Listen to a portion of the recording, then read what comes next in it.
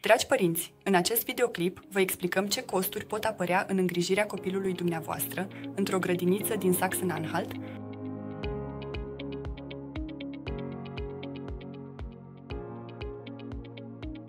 Numele meu este Cristin Pagel și fac parte din echipa de consiliere pentru grădinițe a capitalei Magdeburg.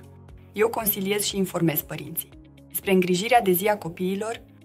Sunt Karin Chebiș și conduc echipa. Finanțarea grădinițelor este gestionată de Biroul de Tineret al capitalei Magdeburg.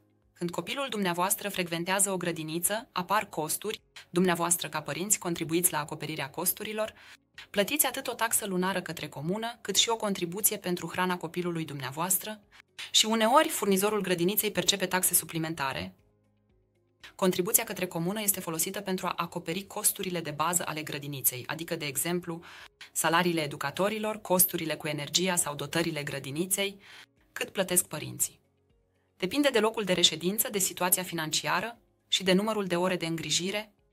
Să luăm un exemplu.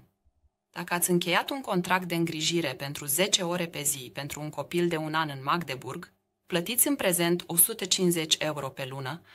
De la al 3-lea an de viață al copilului dumneavoastră, va fi puțin mai ieftin și veți plăti doar 80 euro pe lună. Același contract într-o altă comună poate costa însă și până la 290 euro pe lună.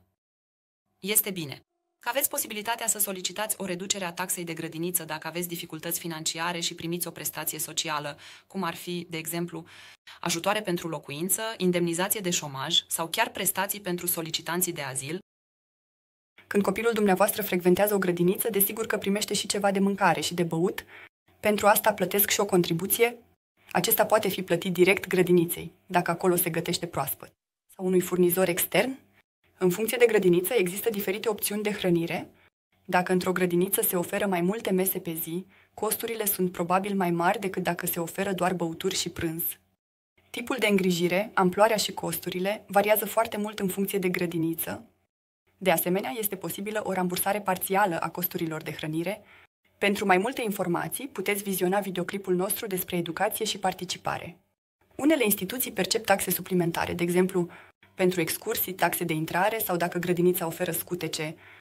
Adesea există oferte suplimentare, cum ar fi educația muzicală timpurie sau pedagogia asistată de animale. În acest caz, ea va informa grădinița despre ce costuri apar. În concluzie, costurile pentru îngrijirea copiilor într-o grădiniță din Saxonia-Anhalt depind de multe factori diferiți. Așadar, nu ezitați să profitați de opțiunile de consultanță locale și veți găsi și informații suplimentare și sfaturi utile în descrierea videoclipului nostru.